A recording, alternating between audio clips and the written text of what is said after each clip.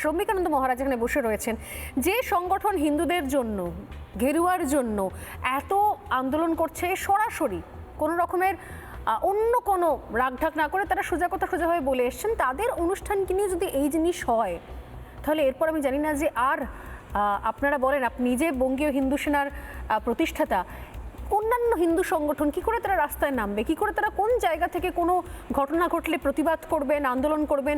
কিছুদিন আগে গীতা পাঠ নিয়ে দেখলাম সেখানেও একটা চূড়ান্ত রাজনীতি করার চেষ্টা করা হলো, সামান্য প্যাটিসকে কেন্দ্র করে কিছু না পেয়ে।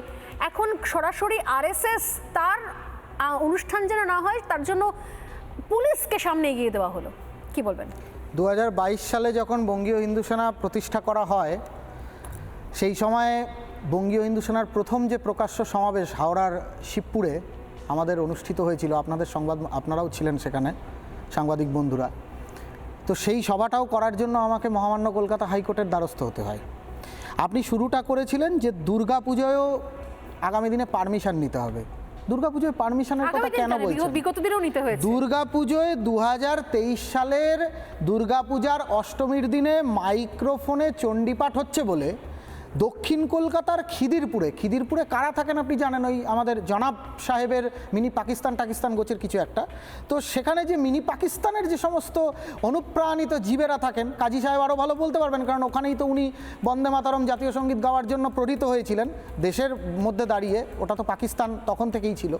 তো এখন ঘটনা হচ্ছে যে এই দুর্গাপুজোয় চণ্ডীপাঠ করতে গিয়ে প্যান্ডেলের ভেতরে ঢুকে সেখানকার মা বোনদেরকে ধাক্কাধাক্কি করা হয়েছে, শ্লীলতাহানি করা হয়েছে এবং বলা হয়েছে যে এখানে মাইক বন্ধ রাখতে হবে, এখানে কোনো মন্ত্রোচ্চারণ করতে দেওয়া যাবে না, কারণ তাদের নামাজে অসুবিধা হচ্ছে।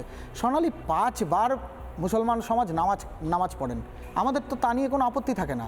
কিন্তু যত আপত্তি যখন আমাদের এখানে অষ্টপ্রহর নাম সংকীর্তন হবে, যত আপত্তি গীতাপাঠ নিয়ে হবে। দুর্গাপুজো আরব থেকে আমদানি করা কোনো বর্বর সংস্কৃতি নয়।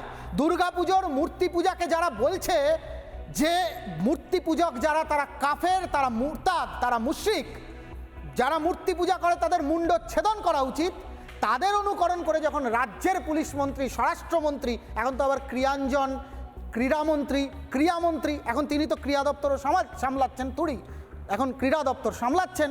তো তিনি যখন হিজাব পরে গিয়ে যখন তিনি দুর্গাপূজার উদ্বোধন করেন দেবীপক্ষে দাঁড়িয়ে, তখন সত্যিই চিন্তা হয় যে এটা পশ্চিম বাংলা না এটা পাকিস্তান।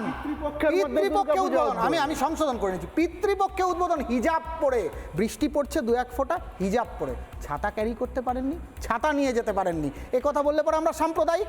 যদি এই কথা বললে সাম্প্রদায়িক হয়, তবে হাসতে হাসতে সাম্প্রদায়িকতার তকমা নিতে রাজি আছি। নানা ধরনের কন্টেন্ট দেখার জন্য লাইক করুন, শেয়ার করুন আমাদের ফেসবুক পেজ, সাবস্ক্রাইব করুন আমাদের ইউটিউব চ্যানেল। পাশাপাশি অন্যান্য ব্রেকিং নিউজের জন্য অবশ্যই চোখ রাখুন রিপাবলিক বাংলায়।